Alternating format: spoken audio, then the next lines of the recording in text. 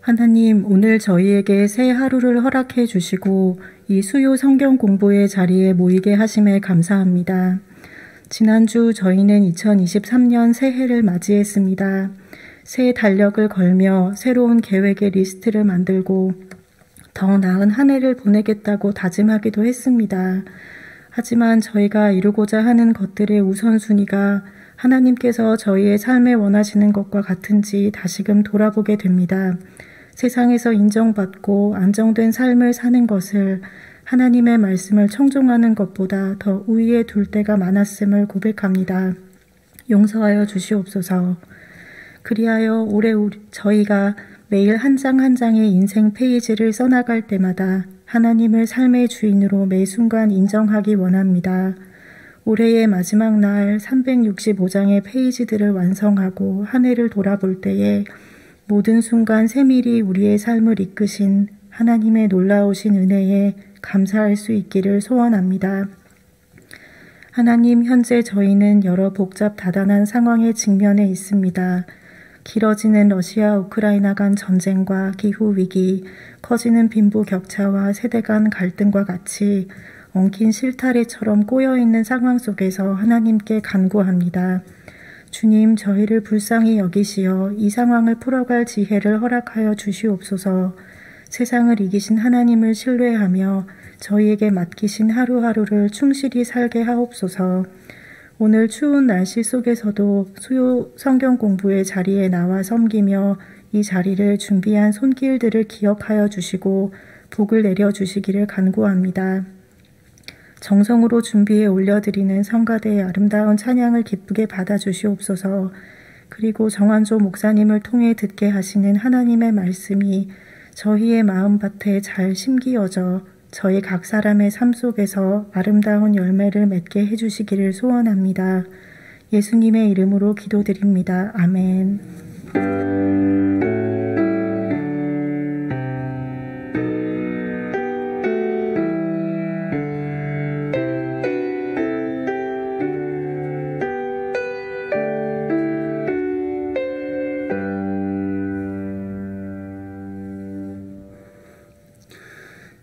휴대폰 전원이 꺼져 있거나 무음으로 되어 있는지를 다시 한번 확인해 주시기 바랍니다. 교회 소식을 알려드리겠습니다. 제2회 금요 집중 기도회 두 번째 기도회가 이번 주 금요일 오후 9시에 홍보관 예배실에서 열립니다. 교우님들의 많은 참여 바랍니다. 오늘 함께 나누실 하나님의 말씀은 요한복음 16장 25절에서 33절까지의 말씀입니다. 신약성경 176쪽입니다. 요한복음 16장 25절에서 33절입니다.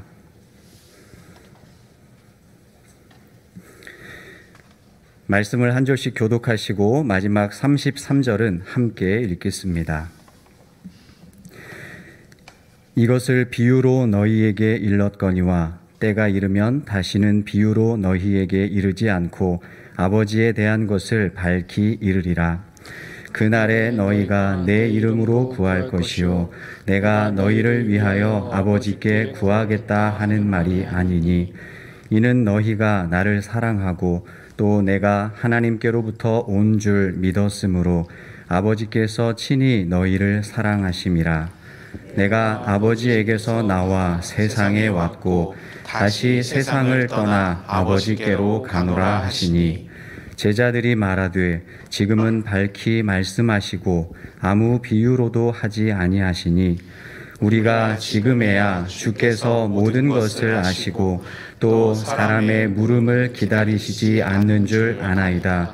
이로써 하나님께로부터 나오심을 우리가 믿사옵나이다. 예수께서 대답하시되 이제는 너희가 믿느냐? 보라, 너희가 다 각각 제 곳으로 흩어지고 나를 혼자 둘 때가 오나니 벌써 왔도다. 그러나 내가 혼자 있는 것이 아니라 아버지께서 나와 함께 계시느니라. 이것을 너희에게 이르는 것은 너희로 내 안에서 평안을 누리게 하려 함이라. 세상에서는 너희가 환난을 당하나 담대하라. 내가 세상을 이겼노라. 아멘.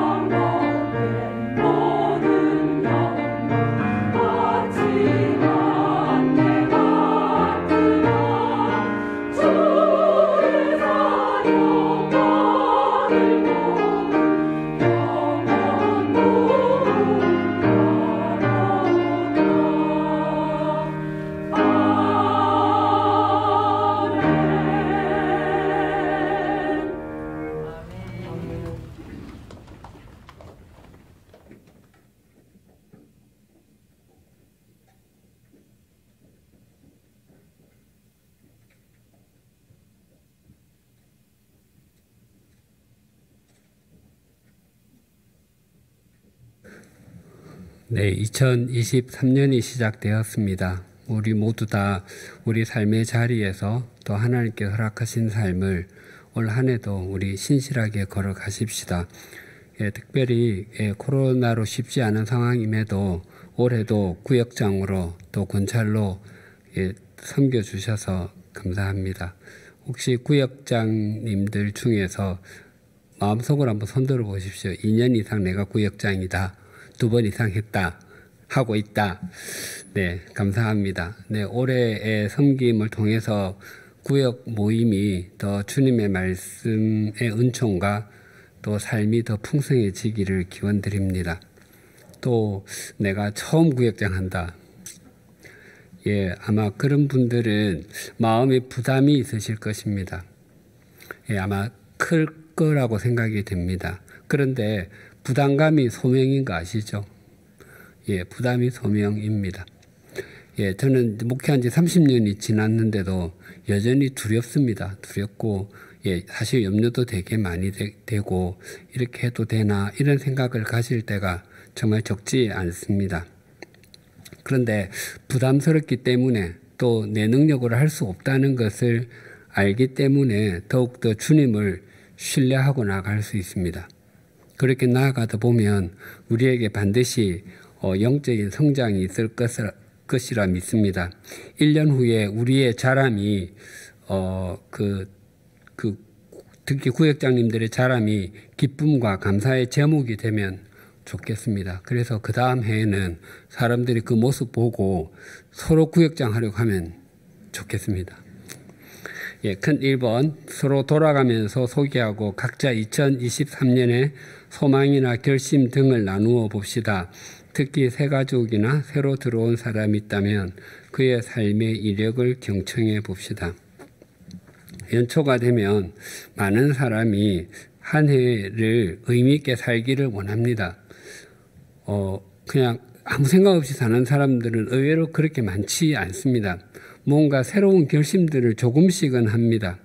그런데 새해를 새해답게 경작해 가는 사람은 정말로 적습니다. 예, 시간이 물리적으로 1년 365일, 하루 24시간, 1시간에 60분 등으로 구성되어 있지만 그 시간이 금이 꺼져 있는 것은 아닙니다. 2022년과 2023년 사이에 금이 그어진 것도 아니고 또 한 계단 올라가는 것도 아닙니다. 예, 시간을 눈에 보이는 것으로 표현을 하면 하나님께서 태초에 시간을 만들 때부터 주님께서 다시 오실 때까지 그게 한 줄로 되어 있습니다. 그 중에서 우리가 어느 한 지점을 지금 살아가고 있는 것입니다. 그럼에도 불구하고 어제와 오늘 또 작년과 올해를 구분할 수 있게 된 것은 하나님의 은총입니다. 사람들은 연말이 되면 요즘은 뭐 잘 하지 않지만 코로나도 그렇고 또 세대가 많이 변해서 그렇지만 과거에는 연말이 되면 뭐 직장 동료들, 친구들 모여서 무슨 모임 가졌습니까? 망년회. 망년회가 한 해를 잇는 모임 아닙니까? 자기가 한 것이 전부 다 잘났고 전부 제대로 됐고 멋지고 화려했다면 잊고 싶지 않죠. 그런데 돌아보니까 그렇지 않은 거예요. 예, 그래서 잊어버리는 것이 망년회입니다. 그리고 새로 다시 시작하겠다는 것입니다. 또 그 망년회를 갖지 않는 사람은 정초에 그 정동진이나 아니면 높은 산에 올라가서 해 뜨는 것을 보며 예, 빌기도 합니다. 그러나 그렇게 한다고 해서 새해가 새해로 사라지면 얼마나 좋겠습니까? 예, 어떤 사람은 한 해를 살아도 그 한 해를 불면 다 날아갈 것 같은 사람도 있고 정말 묵직하게 산 사람도 있습니다. 새해를 새해답게 가꾸는 사람은 자신의 삶과 마음을 먼저 새롭게 가꾸는 사람이어야 합니다. 그 주일에도 1월 1일 주일에도 말씀드렸지만 시편과 계시록에 새 노래라는 말이 노래하라는 말이 여러 번 나오는데 그 새 노래는 노래가 만들어진 시간 때와는 아무 상관이 없습니다. 그 허랑방탕하게 인생을 살던 사람이나 자기의 뜻대로 살아보겠다고 했던 사람이 모든 부분에서 거의 좌절을 겪고 이제 더 이상 기댈 데가 없어서 하나님 앞으로 돌아와서 공통적으로 부르는 노래가 뭡니까? 난 참 바보처럼 살았군요 말고 예, 공통으로 부르는 찬송이 있죠. 찬송가 280장 천부여 의지 없어서 손들고 옵니다. 예, 이 노래는 그 감리교의 창시자, 감리교는 그 요한 웨슬레와 찰스 웨슬레 형제가 시작했거든요. 그 찰스 웨슬레가 동생인데 그 동생이 1741년에 작사한 노래입니다. 그러니까 지금으로 하면 280년도 더 지났습니다. 그런데 하나님께 돌아와서 이 찬송 부르면 그 노래가 그렇게 새롭게 불립니다. 그 심령이 새로워졌기 때문에 그렇습니다.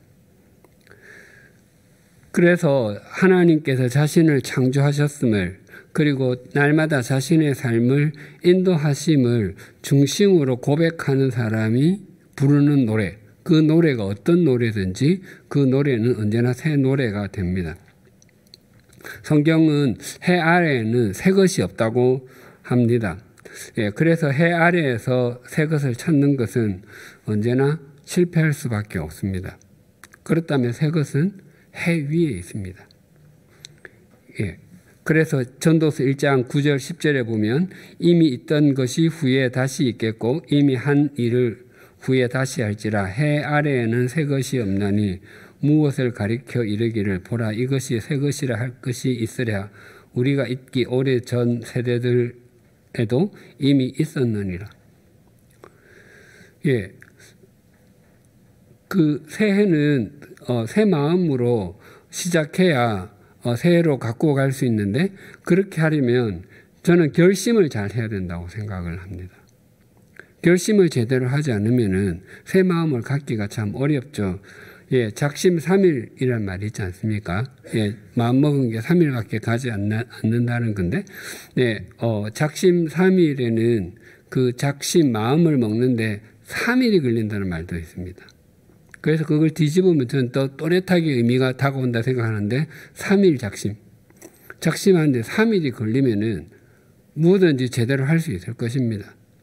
아, 올해 뭐 술 끊어야지, 담배 끊어야지 그냥 지나가는 생각으로 하는 사람은 절대로 못 끊지 못합니다. 뭐 내가 뭘 공부를 해야지, 자격증을 따야지 그것을 결심이 굳어야 그 길을 쭉 갈 수 있지 않겠습니까? 예. 그 다니엘이 어린 시절에 그 바빌론에 이제 볼모로 잡혀가지 않았습니까? 그래서 그 환관장에게 자기를 열흘 동안만 시험해 봐달라고. 왕이 음식을 먹지 않고 왕이 주는 포도주 마시지 않겠다고. 그 당시 왕이 먹는 음식, 예, 그 특히 고기들은 또 술도 마찬가지고 그 나라 신에게 드려져서 졌다가 나오는 거거든요. 왕은 신의 아들이기 때문에. 그래서 자기는 그런 거 먹지 않겠다는 겁니다. 예, 다니엘이 채식주의자라서 그렇게 한 것이 아니라. 그런데 그 열을 딱 시험을 했더니 어떻게 됐습니까?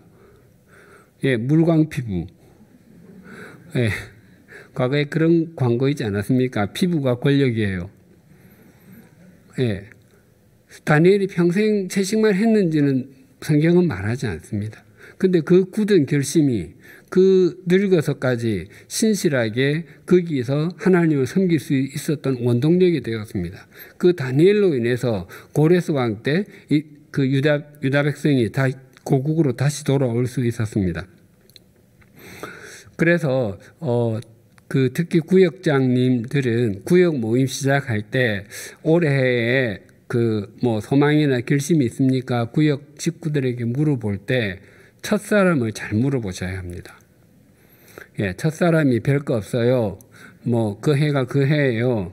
그럼 다 그 수준에서 결정이 됩니다. 그래서 구역장님이나 군찰님이 진지하게 나누든지, 예, 혹시 내가 구역원인데 자원하는 것도 저는 좋다고 생각을 합니다. 그래서 본인이 나누는 수준만큼 다른 사람들도 나누게 되거든요. 그리고 혹시 구역에 새 가족이 있으면 그거는 저는 복이라고 생각을 합니다. 새 가족이 있으면 긴장하게 되어 있습니다. 그 구역이 틀림없이 새로워집니다. 예, 새 가족이 수년 동안 얻게 되면 매너리즘에 빠지기가 쉽습니다. 예, 그래서 그 사람, 새로운 사람의 이야기는 또 한 스토리잖아요. 하나님께서 어떻게 역사하셨는지를 보여주는. 그래서 그런 나눔을 통해서 그 하나님 역사의 넓이와 깊이를 더해갈 수 있게 됩니다. 이번 지난 3년, 2020년에서 2022년은 코로나19의 시대였습니다. 하나님께서 당신의 삶에 가장 또렷하게 개입한 일은 무엇이었습니까? 그 개입하심을 통해서 어떤 믿음의 진보와 삶의 변화가 있었습니까? 한번 우리가 진지하게 또 정직하게 한번 생각해 보십시다. 하나님께서 우리의 인생에 개입하심이 아주 또렷하게 느껴지면 좋습니까? 싫습니까? 부담스럽습니까? 하나님께서 내 옆에 계속 계신다. 예, 그 과거의 그 유머 중에 그 재미난 또는 웃긴 거품 가운데 뭐 네가 지금 뭐 그 졸 때에 침 흘리는 것은 나중에 눈물이 된다 뭐 이런 것들이 있지 않습니까? 또 뭐 2호선을 타자 뭐 이랬던 것도 있었던 것 같고 지하철 그 중에 이런 게 있었습니다. 엄마가 보고 있다. 하나님이 우리를 보고 계시면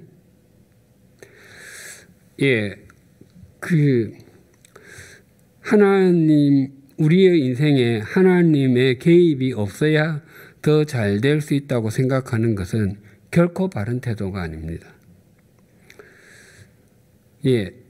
바른 그리스도인은 하나님의 전지전능하신 능력만이 아니라 하나님의 지혜도 신뢰합니다.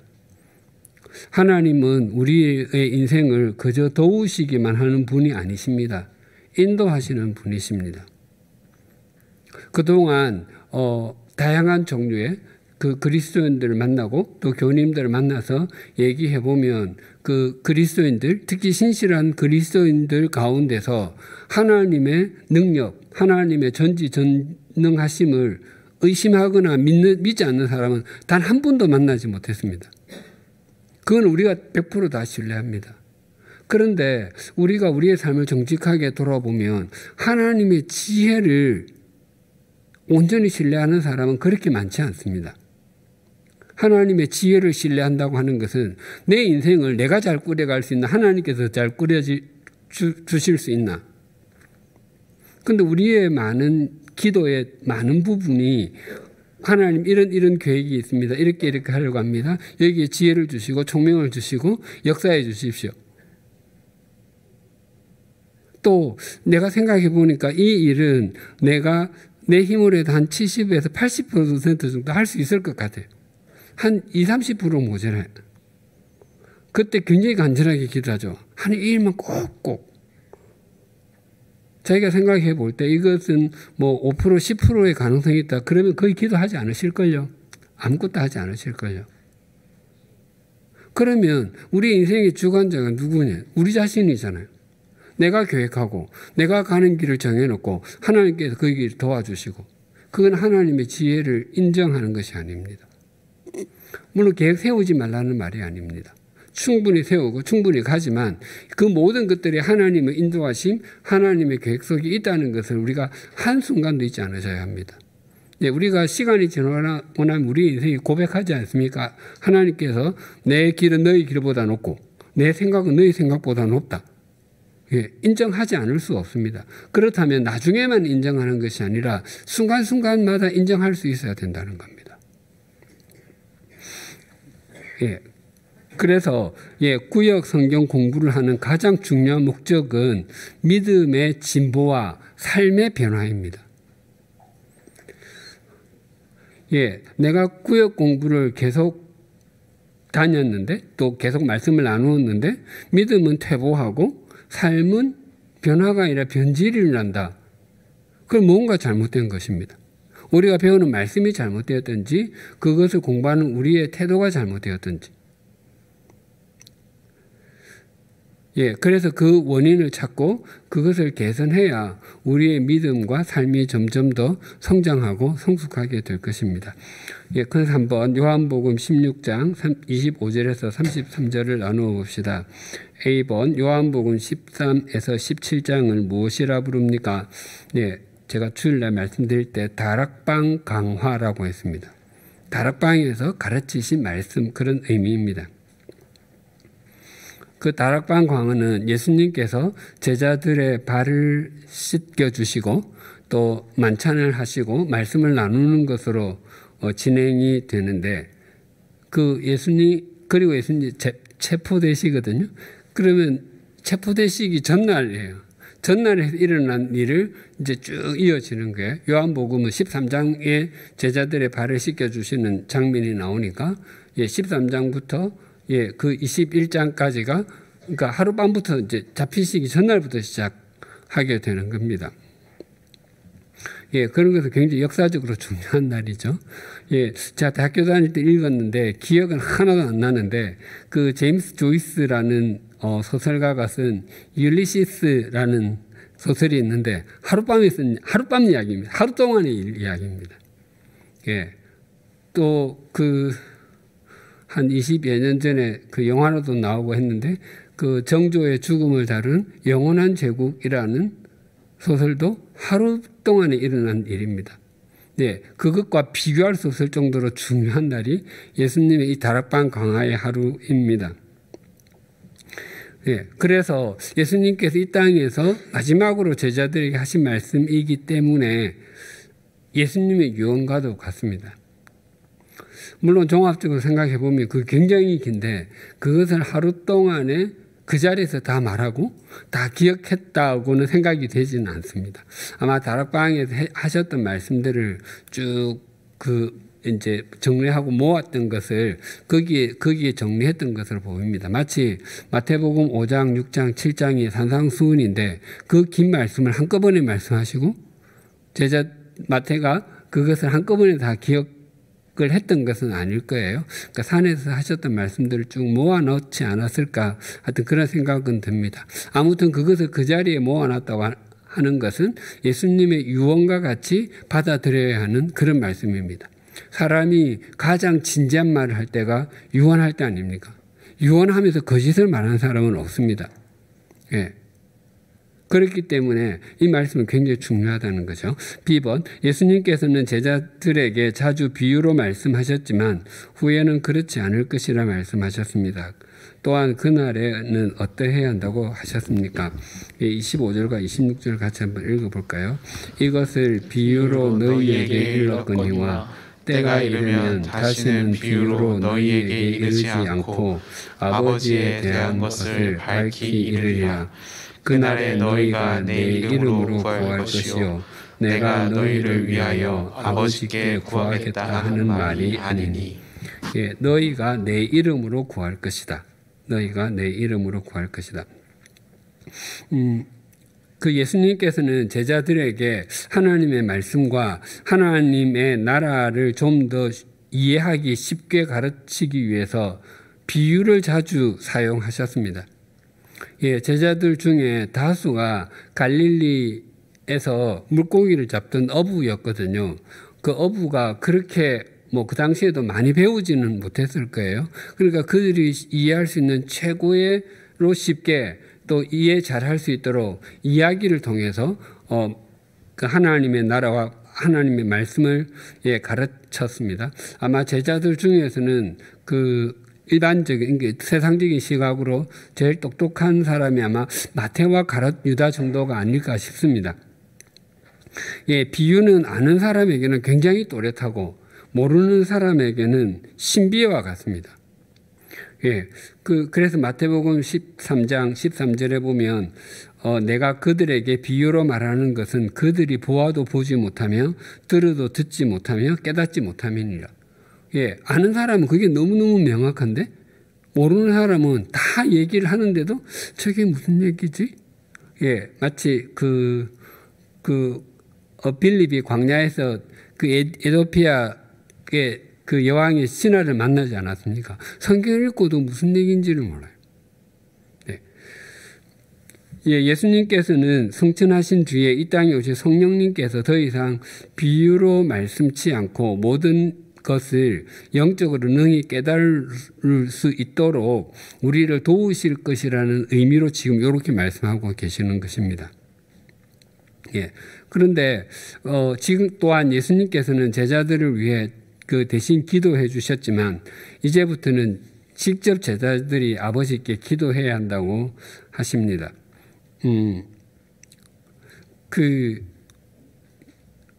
그런데 그 하나님께서는 우리가 구해야 할 것을 구하기 전에 다 알고 계시지 않습니까? 그러면 우리가 기도할 필요가 없지 않나요? 어차피 알고 계신데. 또 우리가 지금 받아 누리는 것 가운데 기도해서 받은 것보다 기도 안 하고 받은 게 더 많지 않나요? 저만 그런가요? 예. 예. 그럼에도 주님께서 직접 이제는 기도하라는 이유가 C번에 나옵니다. 예수님께서는 제자들이 이미 주님을 사랑하고 있고 주님께서 하나님으로부터 온 줄로 믿고 있다고 했습니다. 그들이 그렇게 될 수 있었던 것은 무엇 때문이었습니까? 27절 한번 볼까요? 이는 너희가 나를 사랑하고 또 내가 하나님께로부터 온 줄 믿었으므로 아버지께서 친히 너희를 사랑하심이라. 아버지께서 친히 사랑하셨기 때문에 우리가 하나님께 직접 기도해야 할 이유는 필요한 것을 구해야만 얻을 수 있기 때문이 아니라 그 하나님께서 우리를 사랑하시기에 우리에게 필요한 것을 채워주시는데 우리는 그 하나님의 사랑을 실천하는 통로가 되기 위해서 기도하는 것입니다. 그리스도인으로서 성숙하고 바른 사랑의 삶을 살기 위해서 기도하는 것은 마땅한 일입니다. 그래서 우리가 드리는 기도의 넓이와 깊이는 우리의 믿음의 넓이와 깊이와 비례합니다.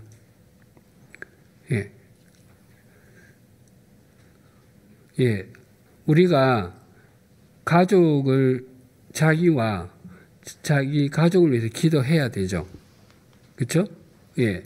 분명히 해야 됩니다. 근데 자기와 자기 가족만 위해서 기도하면 그 사람은 가족 이기주의자가 됩니다. 우리가 우리 교회를 위해서 기도해야 되겠죠.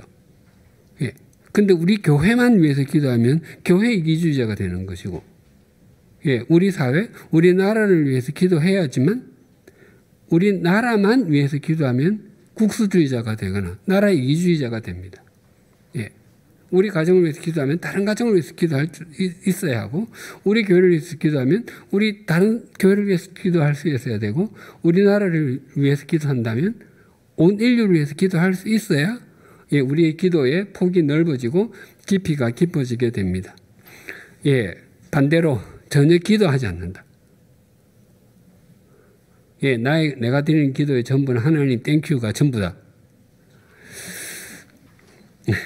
당연하게 믿음의 지경이 넓어지거나 깊어지지 않겠죠. 그런 시간이 지나갈수록 그분은 형식적인 그리스도인 되고 무늬만 그리스도인 될 것입니다. 거기서 더 지나면 어떻게 되는지 아십니까? 터무니없는 그리스도인 될 것입니다. 2번, 예수님께서는 스스로를 아버지에게서 나와 세상에 오셨기 때문에 다시 세상을 떠나 어디로 가신다고 말씀하셨습니까? 28절 같이 볼까요? 내가 아버지께로서 나와 세상에 왔고 다시 세상을 떠나 아버지께로 가노라 하시니. 아버지께로. 예수님께서는 당신의 출발점, 근원이 하나님 아버지시고 지금 그래서 이 땅에 오셨다가 다시 그 원래 있던 그 근원으로 돌아가신다고 그렇게 말씀하시는 것입니다.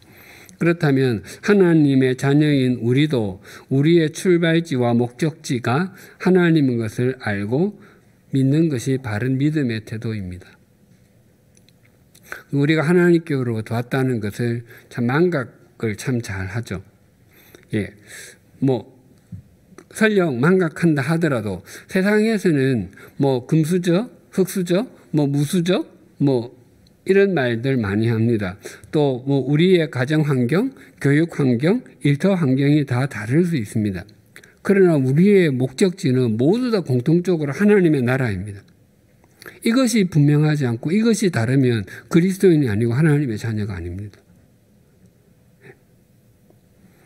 예수님께서는 이 땅에 계시는 동안 철저하게 하나님 아버지와 하나님의 뜻을 목적으로 삼으셨습니다. 그렇다면 우리 또한 아버지의 뜻을 위해서 기도하고 아버지의 사랑과 생명의 도구가 되기 위해서 기도해야 하는 것은 마땅한 일입니다. 우리의 삶은 우리의 기도의 수준을 넘지 못합니다. 2번, 예수님께서는 제자들에게 때가 이르면 비유가 필요하지 않을 정도로 밝게 알게 될 것이라고 말씀하셨습니다. 제자들은 그때가 언제라고 생각했습니까? 29절과 30절 한번 같이 읽어볼까요? 제자들이 말하되 지금은 밝히 말씀하시고 아무 비유로도 하지 아니하시니 우리가 지금에야 주께서 모든 것을 아시고 또 사람의 물음을 기다리지 않는 줄 아나이다. 이로써 하나님께로부터 나오심을 우리가 믿사옵나이다. 제자들은 지금이라고 생각했습니다. 지금. 예수님께서는 때가 이르면이라고 말씀하셨는데 제자들은 지금이라고 생각했습니다. 즉 제자들은 예수님의 말씀을 듣고 예수님의 하신 말씀을 그대로 받아들이지 않고 자신들의 생각으로 속단했습니다. 예, 이럴 거야, 지금일 거야 라고 생각을 한 거죠. 예, 그래서 우리가 주님과 주님의 말씀을 자기 생각으로 결론 지으려고 하는 것은 신앙이 아니라 불신앙입니다. 예, 그 창세기에 보면 그 아브라함이 그 자기 아내, 예, 그 사라와 함께 그 사라 때문에 사라가 예뻐서 자기가 그 마누라 뺏기고 아내를 뺏기고 자기 죽게 되가 두려워했지 않습니까? 예, 그래서 자기 아내를 자기 누이라고 속였습니다. 예, 그렇게 한 게 사람들이 나를 죽일까 생각하였으며 자기 생각이 그렇게 만든 겁니다. 또 다윗이 그 사울 왕의 그 추격을 피해 다니다가 더 이상 이제는 피할 데가 없다고 생각해서 그 블레셋 땅으로 피하지 않았습니까? 거기서 1년 4개월을 지냈습니다. 참 다윗의 인생에 가장 그 암흑이 들어진, 예, 하나님의 백성으로서 아무것도 하지 못한 그런 기간입니다. 예, 그렇게 가게 된 동기가 사무엘상 27장 1절을 보면 다윗이 그 마음에 생각하기를 내가 후일에는 사울의 손에 붙잡히리니. 지금까지 하나님께서 피하게 해주셔서 피해 다녔습니다. 그런데 어느 날 그 하나님의 인도하심보다 자기를 찾아온 두려움에 그냥 포로가 되어버린 거죠. 그러니까 자기 생각에 빠져버리게 된 겁니다. 그래서 결정하지 말아야 할 일을 결정하고 말았습니다. 그래서 우리가 하나님의 말씀을 대할 때도 자기 생각을 먼저 배제하고 받아들여야 합니다. 예, 이런 뜻일까요? 예, 저런 뜻일까요? 예, 어떻게 하나님께서 우리에게 다가오게 하실지는 모르기 때문에 어느 한 가지 생각만 가지고 말씀을 바라보는 것은 지혜롭지 못합니다. F번, 비유가 필요하지 않을 것이라는 예수님의 말씀을 자기들의 생각으로 해석한 제자들에게 예수님께서는 무엇이라 말씀하셨습니까? 31절과 32절 상관절인데 우리 32절까지 다 읽어볼까요? 예수께서 대답하시되 이제는 너희가 믿느냐? 보라, 너희가 다 각각 제 곳으로 흩어지고 나를 혼자 둘 때가 오나니 벌써 왔도다. 그러나 내가 혼자 있는 것이 아니라 아버지께서 나와 함께 계시느니라. 예, 여기까지 하겠습니다. 나를 혼자 둘 때가 온다고 예수님께서 말씀하셨습니다. 그 제자들이 예수님을 혼자 두고 각각 제 곳으로 흩어진다는 것은 예수님을 버리고 배신한다는 이야기입니다. 예, 이전에 무슨 일이 있었는지 그 마태복음 26장 35절 말씀 있죠. 우리 같이 한번 읽어볼까요? 베드로가 이르되 내가 주와 함께 죽을지언정 주를 부인하지 않겠나이다 하고 모든 제자도 그와 같이 말하니라. 예, 절대로 주님 부인하지 않고 배신하지 않겠다고 했습니다. 베드로가 대표로 말했고 다른 제자도 똑같이 말했습니다. 우리도 동의.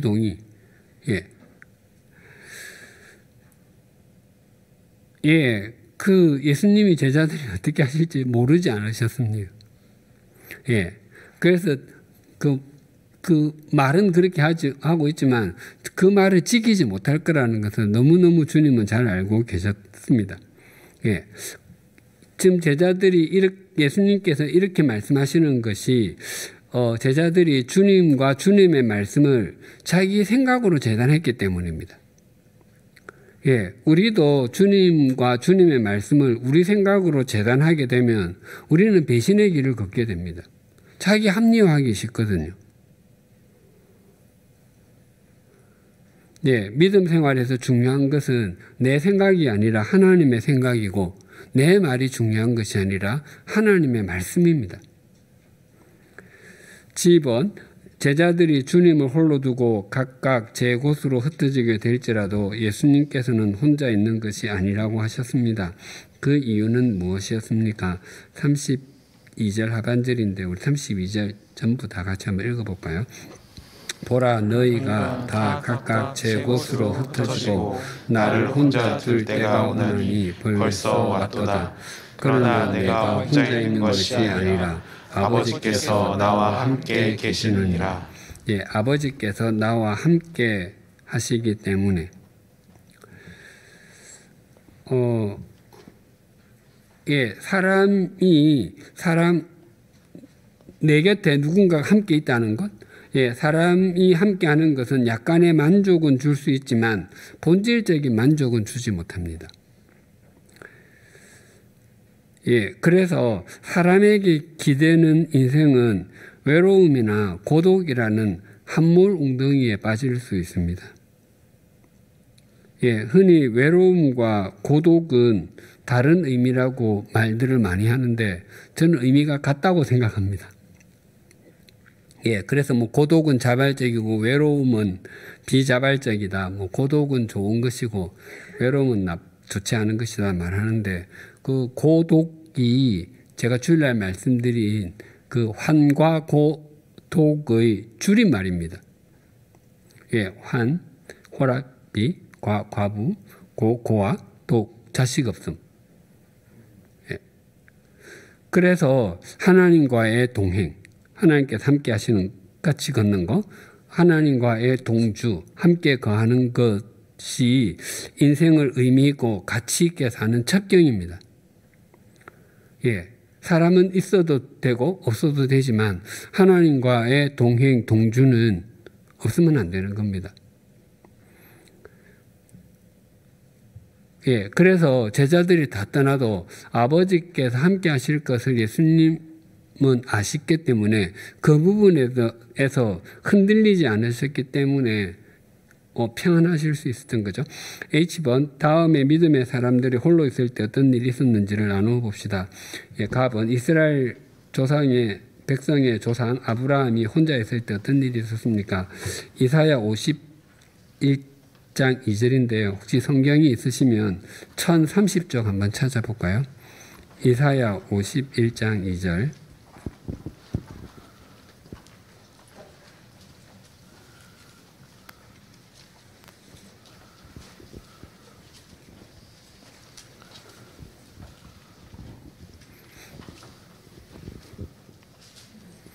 네, 같이 한번 읽어볼까요? 너희의 조상 아브라함과 너희를 낳은 사라를 생각하여 보라. 아브라함이 혼자 있을 때에 내가 그를 부르고 그에게 복을 주어 창성하게 하였느니라. 예, 하나님께서 부르시고 복을 주시며 창성하게 해주셨습니다. 예, 우리가 잘 아는 바와 같이 아브라함이 하란에 있을 때 창세기 12장 1절에 보면 하나님께서 아브라함을 부르셔서 너는 너의 고향과 친척과 아버지의 집을 떠나 내가 내게 보여줄 땅으로 가라라고 말했습니다. 그러니까 그 주변에는 일가 친척이 다 있었던 거죠. 예. 또한 아브라함은 부르심을 받을 때 결혼하여 아내 사라가 있었습니다. 예. 또한 아브라함은 상당한 부자였습니다. 아브라함이 어느 정도 부자였느냐면 그 창세기 14장에 보면 조카 롯이 그 가나안의 북왕들 그때는 다 부족 국가니까 네 왕과 남쪽의 5왕이 전쟁이 일어났는데 그 북쪽의 4왕이 남쪽을 이겼습니다. 그때 그 롯과 재산을 다 빼앗아서 갔습니다. 아브라함이 집에서 훈련하고 길리운 그 병사 318명을 데리고 가서 롯을 구해오지 않았습니까? 예, 자기 집에서 318명의 군인을 키우려면 집이 얼마나 넓어야 되겠습니까? 또 그들을 다 먹이고 재우고 봉급주고 하려면 얼마나 재산이 많이 있어야겠습니까? 오늘날로 하면은 제가 잘 모르겠습니다. 회사의 직원이 그러니까 그 정직원이 318명 있는 회사라고 생각하면 되지 않겠습니까? 예. 그러면 어느 정도의 규모일지 알 수 있지 않겠습니까? 그럼에도 하나님께서는 아브라함이 혼자 있을 때 부르셨다고 하셨습니다. 그 주변에 사람들이 있고 많은 물질이 있어도 그것이 그 마음에 있는 어떤 공허함 이런 것을 존재의 구멍을 메워줄 수 없었던 것이죠. 예, 어거스틴도 그런 말을 했죠. 우리 인간의 마음속에는 구멍이 있는데 그 구멍은 오직 하나님만 메워줄 수 있다고. 예, 그런 어떤 뭔가 구멍이 있을 때 하나님의 부르심에 응답하게 됩니다. 예, 꼭 아브라함의 예를 들지 않더라도 주변에 예수만 믿는다고 그렇게 버티던 사람이 그 마음에 뭔가 그 뚫린 구멍을 발견하면 예, 그 하나님 주님 앞으로 나오게 됩니다. 나번 사도 바울이 사역을 하다가 체포되어 법정에 섰을 때 그와 동력했던 사람들은 다 떠나고 없었습니다. 그때 바울은 어떻게 이길 수 있었습니까?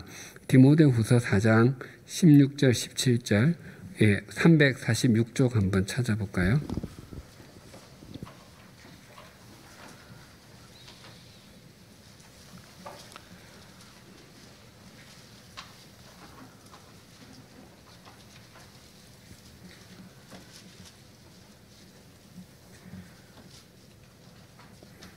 같이 한번 읽어볼까요? 내가 처음 변명할 때에 나와 함께한 자가 하나도 없고 다 나를 버렸으나 그들에게 허물을 돌리지 않기를 원하노라.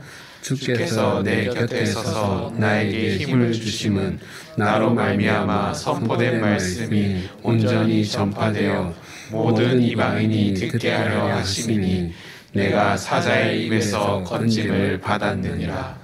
예, 주님께서 그의 곁에 서서 힘을 주심으로. 예, 바울이 사역할 때, 전도여행 다닐 때 혼자 다닌 적은 한 번도 없습니다. 예, 늘 함께하는 사람들이 뭐 많든 적든 늘 함께 있었습니다. 그런데 그 정작 재판을 받을 때는 아무도 없었다고 지금 고백을 하고 있습니다. 그 사역을 할 때 혼자 하는 것보다 여러 사람이 함께하면 훨씬 효율적으로 감당할 수 있습니다. 그렇죠? 우리가 교회에서 봉사를 하더라도 혼자 하는 것보다 주변에 뭐 소수의 사람이 함께 있으면 예, 정말 힘을 내서 더 빨리 제대로 잘 해낼 수 있습니다. 그런데 우리가 사역할 때만 주변에 사람이 필요한 것이 아닙니다. 예, 그 존재론적으로도 정말 필요한데요. 하나님께서 그 아담을 창조하시고 그리고 그 다음에 하와를 창조하지 않으셨습니까? 예, 그 이유가 그 사람이 혼자 사는 것이 좋지 못하니. 예, 그래서 지었습니다. 또 시편 68편 6절에 이런 말씀이 있습니다.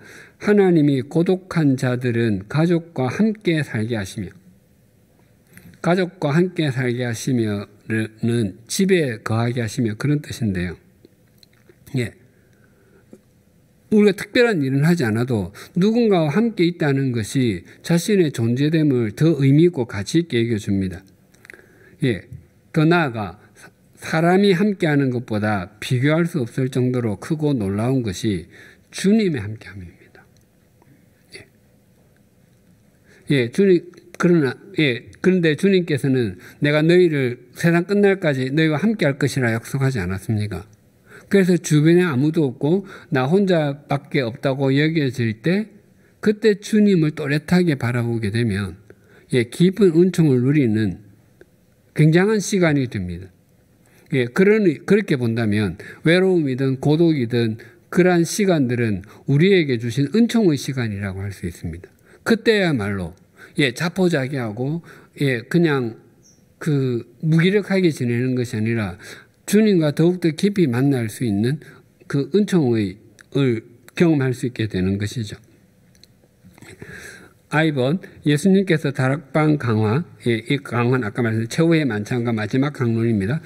그 강화를 주신 궁극적인 이유는 무엇이었습니까? 33절 상반절인데 33절 다 같이 한번 읽어보겠습니다. 이것을 너희에게 이르는 것은 너희로 내 안에서 평안을 누리게 하려 함이라. 세상에서는 너희가 환난을 당하나 담대하라. 내가 세상을 이겼노라. 예, 주님 안에서 평화를 누리게 하기 위해 주님께서 평안을 주시겠다고 약속하시는 것은 우리 인간은 본질적으로 불안해하는 존재이기 때문에 그렇습니다. 아무리 많은 것을 가져도 또 아무리 높은 자리에 앉아 있어도 또 아무리 많은 것을 알고 있어도 인간은 불안해합니다. 그래서 주일에도 말씀드렸지만 세상에서는 너희가 환난을 당하나 세상 속에는 환난이고 내 안에는 평안이 있다고 주님께서 말씀하셨습니다. 이 세상을 살아가며 환난을 겪지 않는 사람은 없습니다. 그러나 우리 주님은 우리에게 절대적인 평안을 주십니다. 제2번, 예수님께서 우리에게 절대적인 평안을 주실 수 있는 이유는 무엇입니까? 우리 33절 다시 한번 읽어볼까요? 이것을 너희에게 이르는 것은 너희로 내 안에서 평안을 누리게 하려 함이라. 세상에서는 너희가 환난을 당하나 담대하라. 내가 세상을 이겼노라. 주님께서 세상을 이기셨기 때문에 주님께서는 세상에서 왕노릇하는 죽음의 권세와 우리를 세속적인 가치관에서 빠져나오지 못하게 하는 죄의 권세를 이기셨습니다. 또한 주님의 승리는 한순간의 승리가 아니라 영원한 승리입니다. 그래서 혹시 영어가 익숙하면 내가 세상을 이겼노라를 영어 성경으로 보면 I have overcome. 현재 완료로 되어 있습니다. 내가 과거부터 지금까지 계속 이겨왔다는 겁니다. 그 역사를 나눌 때 그 예수님이 탄생 이전과 이후로 나누지 않습니까? 그래서 예수님 탄생 이전을 BC, Before Christ라고 합니다. 근데 주후는 왜 AD라고 할까요? AC라고 왜 안 할까요? 그 BC, 그 Before Christ였으니까 AC, After Christ 하면 되는 거 아닌가요? 주후를 AD라고 하지 않습니까? AD는 라틴어인데요. 아노 도미나이입니다. 그 아노는 이어라는 뜻이고요. 도미니는 우리 도미누스 성가대처럼 주님이라는 뜻입니다. 그래서 좀 더 정확하게 하면 in the year of our Lord. 우리 주님의 시대에. 주님 이전과 주님 이후는 그때부터 지금까지 계속 주님의 시대는 주님 오실 때까지 계속된다는 의미입니다. 그러니까 예수님께서 내가 이겼노라 그 I have overcome이랑 똑같은 말이죠. 그래서 우리가 주님 안에 있는 한, 그 주님의 이기심은 우리의 이김이 됩니다. 큰 4번 결론, 올해 우리 교회에 주신 표어 내가 이겼노라의 말씀을 새겨봅시다. A번 우리 각자가 내가 이겼노라의 말씀을 자신의 삶에 적용하고 올 한 해를 진정한 새해로 갖고 가기 위해서 교정하거나 새롭게 해야 할 부분은 무엇입니까? 우리가 진정으로 이기는 사람이 되기 위해서는 그 이김에 대한 정의가 근시안적이거나 세속적이지 않고 영원한 시각과 성경적이어야 합니다. 그저 세상에서 잘 먹고 잘 사는 거, 또 내가 원하는 것을 갖는 거, 그렇게 하면 우리는 이기는 사람이 되지 못할 가능성이 많습니다. 그 사도 베드로를 위시한 12제자와 사도 바울을 우리가 생각해 보면 그 당시로 보면 그들은 철학이 짝이 없는 삶을 살지 않았습니까? 그 다 순교하거나 그 어떤 비극적인 죽음을 맞이한 것처럼 보입니다. 그런데 2000년이 지난 지금의 시각에서 보면 그들보다 더 크게 승리한 사람은 없습니다. 예. 특히 사도 바울. 얘는 저는 인류 역사상 예수님을 제외하고 가장 큰 영향을 미친 사람이 저는 사도 바울이라고 생각하거든요. 예, 모든 사람을 통틀어서. 예. 예, 그 서양의 그 어떤 헬레니즘과 헤브라이즘, 그 헤브라이즘 기독교 신앙이 그 유럽 온 세상에 가장 중요한 사상 아닙니까? 예, 그 예수님에 대해서 다 정리한 사람이 사도 바울 아닙니까? 그래서 우리가 진정으로 이기는 사람이 되기 위해서는 주님과 규칙적으로 만나는 사람이 되어야 합니다. 예, 그 만남은 예배, 뭐 구역 공부, 성경 읽기, 기도 등 이러한 것들이 있어야 합니다. 예, 주님과 규칙적으로 만나지 않으면 자기 생각에 빠지기 쉽습니다.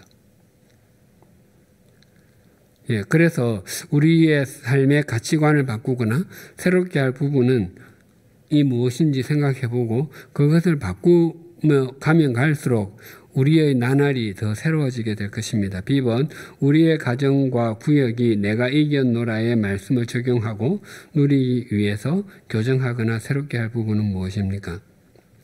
예, 우리 각자가 이 내가 이겼노라의 말씀을 품고 적용하는 것도 중요하지만 공동체가 함께 하게 되면 그 힘이 훨씬 더 많이 커지게 됩니다.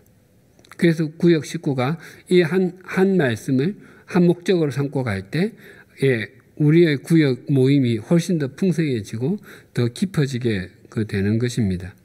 그 외에도 우리 구역 공동체가 추구해야 될 가치관이 무엇이 있는지, 예, 생각해 보는 것은 참 중요합니다. 예, 건강한 구역은 한두 사람의 힘으로 결코 되지 않습니다. 구역장 권찰만 잘한다고 해서 저는 건강한 구역이 된다고 조금도 생각하지 않습니다. 예, 구역 식구들이 모두 다 제 역할을 해야 건강한 구역이 됩니다. 그래서 그 구역에 꼭 필요한 사람들이 꼭 있는데요. 예, 그런 사람들이 제 역할을 잘 해야 건강한 구역이 된다고 생각을 합니다. 구역에서 구역장 권찰 외에 제가 생각할 때 제일 중요한 사람은 항상 말씀드리는데 그 구역의 기도 담당입니다. 그러니까 구역 식구들이 기도 제목을 뭐 프린트도 하고 또 아니면 요즘 톡으로 서로 나누고 그 공동체가 함께 집중해서 기도하는 공동체가 되면 그 구역 모임은 굉장히 깊어집니다. 그래서 형식적인 기도 제목 말고 또 연초나 연말이나 똑같은 기도 제목 말고 그 기도 제목들을 잘 업데이트하고 또 그런 것들을 나누고, 예, 또 그것을 같이 공동체가 기도했던 것이 응답되면 같이 나누고 이런 것을 통해서 굉장히 풍성해지게 됩니다. 또 무슨 친교 담당이 있으면 친교 담당도 참 중요하고요. 예, 그 새가족 담당도 굉장히 중요합니다. 예, 새가족이 만약에 구역에 처음 왔다. 아니면 우리 교회도 마찬가지고 처음 와서 제일 먼저 생각하는 게 뭐겠습니까? 저는 이 생각일 거라고 생각합니다. 다음에도 여기에 내가 와도 될까 안 될까? 이 교회가 나에게 맞나 안 맞나? 또 이 구역 모임이 나에게 맞나 안 맞나? 그래서 여기에 내가 와서 있을 때 나의 공간이 있구나라고 생각이 되면 계속 오는 거고, 여기는 내가 있을 자리가 없구나 하면 오고 싶어 하지 않지 않겠습니까? 그래서 그런 사람들을 섬기고 세워주고 하는 분이 전 참 중요하다고 생각합니다. 예, 문화친교 담당 이런 부분들도 참 중요하고요.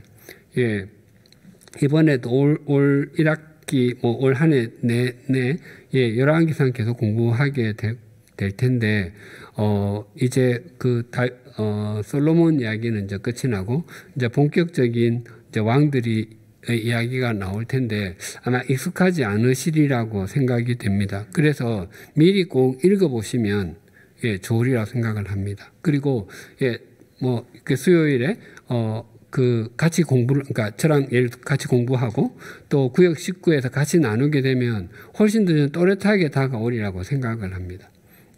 훨씬, 그러니까 복습이 되는 되는 셈이죠. 예, 그래서 예, 올 한 해 우리 모두가 주님 안에서 정말 승리하는 사람이 되었으면 좋겠고, 예, 우리의 환경이 어떠하든지 간에 주님께서 그 모든 것을 이기셨기 때문에 우리가 그 주님을 더욱더 또렷하게 바라봄으로 말미암아서 올 한 해가 정말 의미 있고 가치 있게 되고, 또 그런 우리로 말미암아 우리 구역 모임이 더 풍성해지기를 소망하고 축복합니다. 예, 우리 교회 올해 이제 암송 구절이 요한복음 16장 33절인데, 예, 오늘은 같이 읽고 다음에는 외우도록 해오십시다. 같이 한번 읽어볼까요? 이것을 너희에게 이르는 것은 너희로 내 안에서 평안을 누리게 하려 함이라. 세상에서는 너희가 환난을 당하나 담대하라. 내가 세상을 이겼노라. 아멘. 우리 다 같이 찬송가 300장 함께 찬송하시겠습니다.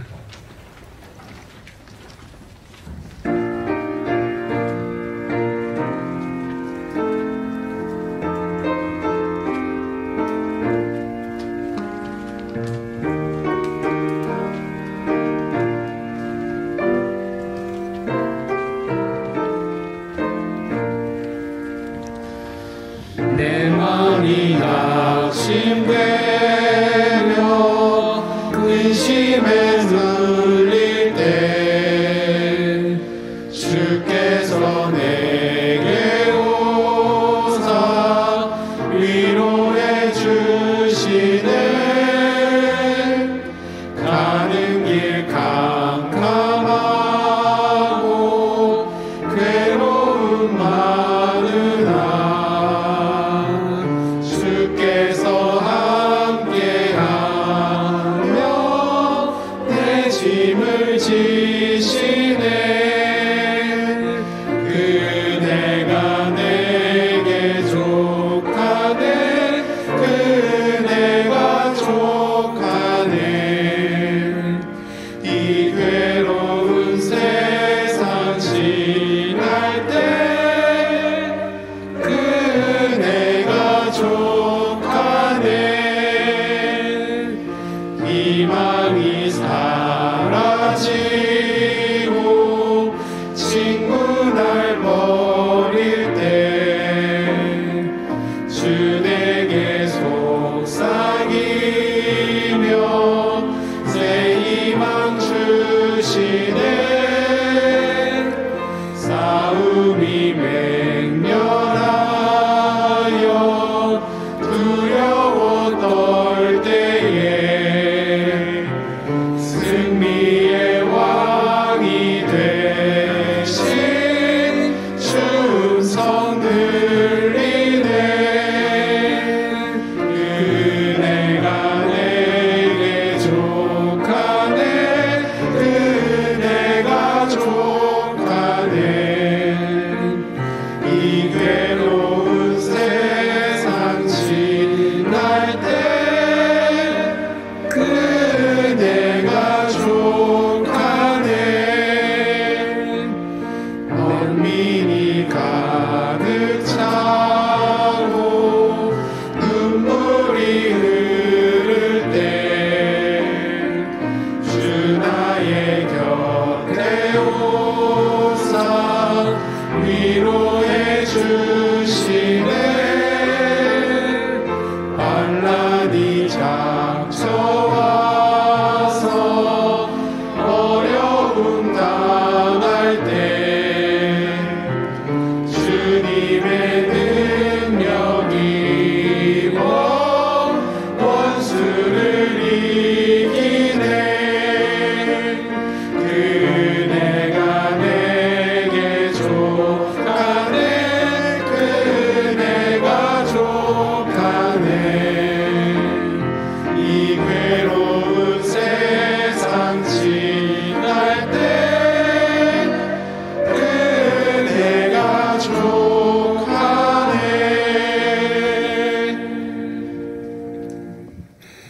하나님 아버지, 허물과 죄로 죽었던 우리를 살려주실 뿐만 아니라 우리를 하나님의 자녀로 하나님 나라의 백성으로 삼아주시고 우리의 걸음을 정하시고 우리의 길을 인도해 주셔서 감사합니다. 또한 우리들에게 2023년을 시작하게 해주심도 감사합니다. 특히 올해 우리 교회에 내가 이기었노라라는 표를 주셔서 감사합니다. 우리의 일상에서와 가정에서, 일터에서 하나님께서 세워주신 삶의 자리에서 세속적인 가치관이나 세상의 물결을 따라서 살지 아니하고 과거부터 지금까지 그리고 영원히 승리하신 주님을 목적 삼고 살아가는 한 해가 되게 하여 주시옵소서. 이 세상에서의 삶이 쉬웠던 때가 단 한 번도 없었고 세상에는 언제나 환난이 있었음을 고백합니다. 끝을 모르고 달려가는 코로나 팬데믹도 여전하고 전쟁의 소식과 천재지변의 소식도 꼬리에 꼬리를 묻니다. 금리 인상, 부동산 가격 붕괴, 가상화폐와 주가 폭락, 경기 침체, 물가 상승 등 온갖 문제가 우리의 한숨 소리를 더 크게 만들곤 합니다. 그래서 세상을 보면 언제나 희망이 없어 보이고 암울하고 어둡게만 보입니다. 그럼에도 우리가 좌절하거나 절망하지 않고 소망 가운데 2023년을 맞을 수 있는 것은 우리는 내가 이겼노라라고 선언하시는 주님을 믿고 따르는 그리스도인들이기 때문입니다. 새해를 시작하며 하나님께서 허락하신 삶의 자리에서 이미 이기신 주님과 동행할 것을 결단합니다. 우리의 삶이 쉽지 않더라도 하나님의 말씀을 쫓아가고 주님 안에서 주님과 동행하게 하여 주시옵소서. 그런 우리를 통로 삼아 우리의 가정과 구역, 교회, 사회를 세워 주시옵소서. 그리하여 올해가 우리 모두에게 진정한 새해로 경작되게 하여 주시옵소서. 예수님의 이름으로 기도드리며 우리 주 예수 그리스도의 은혜와 하나님 아버지의 사랑과 성령님의 교통하심이 2023년을 내가 이겼노라라고 선언하신 주님과 동행함으로 매일매일을 새해 새날로 갖고 가며 살아가기를 소망하고 결단하는 주님의 사람들과 100주년 기념교회 위에 그리고 올 1년 동안 수고하고 섬겨주실 구역장님들과 권찰님들 위에 그리고 구역 모임 위에 지금으로부터 영원토록 함께 해주시기를 간절히 축원하옵나이다. 아멘.